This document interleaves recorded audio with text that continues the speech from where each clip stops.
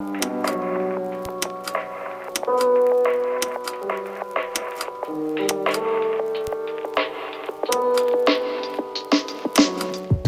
movie or series lit your fuse and made you have to tell stories on screen? My answer maybe is a little interesting because it kind of rounds the basis of my life, which is, I would say, Lawrence of Arabia. I've tried to think back because I couldn't have seen it in its first release because I would have been 8. But I definitely saw it at the Center Theater in Baltimore, which still exists, by the way. You know, one of the last great single screens. So it was probably in one of its many, many re-releases. And the smash cut to the giant red sun and the Maurice Jarre score, and that was it for me. But it doesn't stop there in my life, because the irony of it is that when I first went to Columbia Pictures, the home of Lawrence of Arabia, first went there as a creative executive in my young 30s, which was just a week or two ago. I was fortunate enough to work a little bit on the first big restoration of Lawrence of Arabia.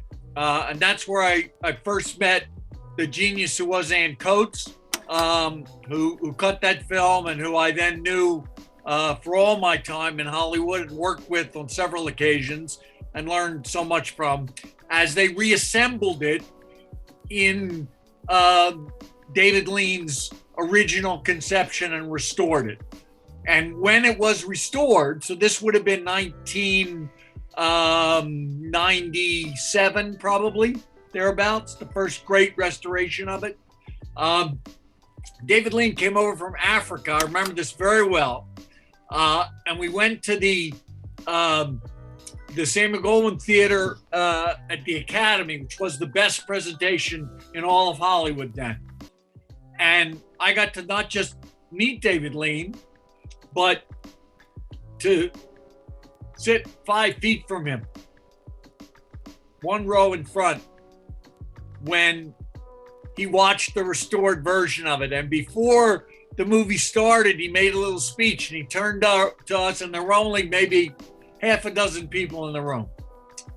And he said, "Well, I really appreciate this." He was very gracious. And then he looked off in the distance. He said, "But I can't help wishing that my old sparring partner, Sam Spiegel, had lived to see this day." And then he paused, and he said, "Although I don't know exactly what he'd say. He'd say, 'Lean, you son of a bitch, if you would cut some of this, we could make some money.'" So I saw it then, and then the next great time it came in my life is Steven Spielberg, before he was about to start shooting Minority Report on our lot at Fox, invited me to the Zanuck Theater the night before the movie started, when he screened a beautiful, beautiful print of Lawrence of Arabia for himself for inspiration. And so I watched it with him. And now, every day, when I walk to work, with the privilege of the stewardship of Columbia Pictures, I walk past the column art of Lawrence of Arabia. So I think it was meant to be. On your way up, what movie or series did you watch that was so good it made you question if you could ever rise to that level? On the way up, many, many. But what may be an interesting answer for you is that just happened to me quite recently, which is just a couple of years ago, in August. I was vacationing in a little town in Cape Cod, which has a wonderful, wonderful drive-in theater, the Wellfleet Drive-In. And I went there, and I saw Dunkirk. And when the film finished, I sort of put my head down and thought, oh man, I have to do much better. because that kind of commercial art is possible.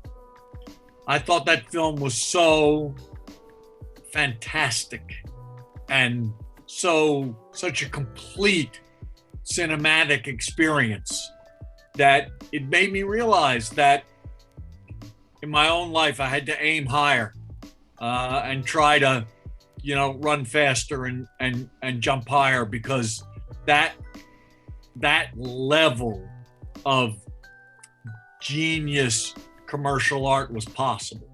So that just happened to me a few years ago, and it was very both daunting but inspiring. Whether it was your own work or approval from someone who mattered to you, what first gave you the confidence that you belonged?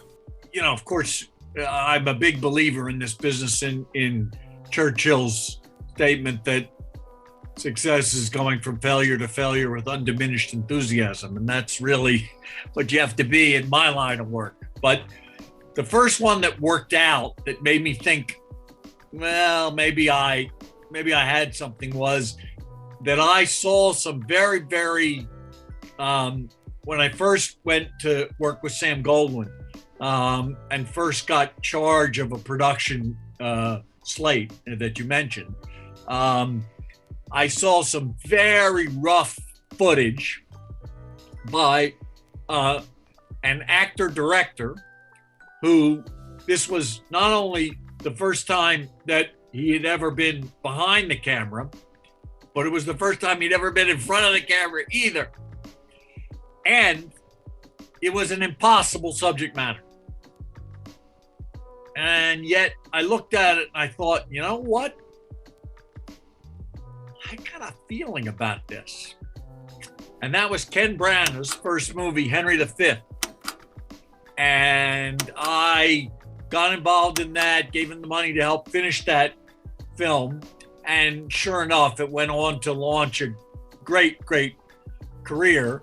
Ken being a truly preternaturally multi-talented, really gifted person. But the fact that such an unlikely subject matter, a historical Shakespearean play with an unknown actor, and that movie went out, Ken got nominated for Best Director for the movie. And it was a deeply, deeply unlikely, great independent success. And that sort of was, I would say, one of the early things that made me think, well, maybe I had an eye that could get me a little somewhere in the business. What was the biggest obstacle you overcame that allowed you to turn the projects that influenced you into your own language? I don't know.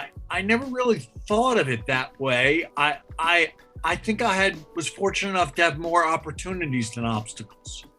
And I think we joked about it earlier, but I think the real obstacle is internal.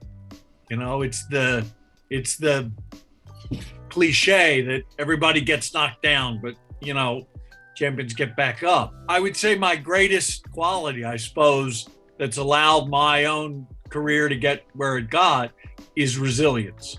And so the obstacles that you presented are the opposite of the story I told before, which there are many times when you believed in something, you fought hard for something, you put your company's money on the line, you put years of work into it, and you got knocked on your ass.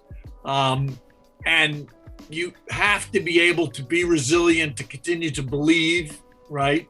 And to continue to try and believe in the art of the possible. So I think it's that, and that's a kind of a continuing obstacle. It's there from the beginning and it'll be there all the way through your career. And it's with me today, the will to get over the possibility and the risk of failure. If you can do that, then obstacles become opportunities. How has the explosion in streaming changed the way you work?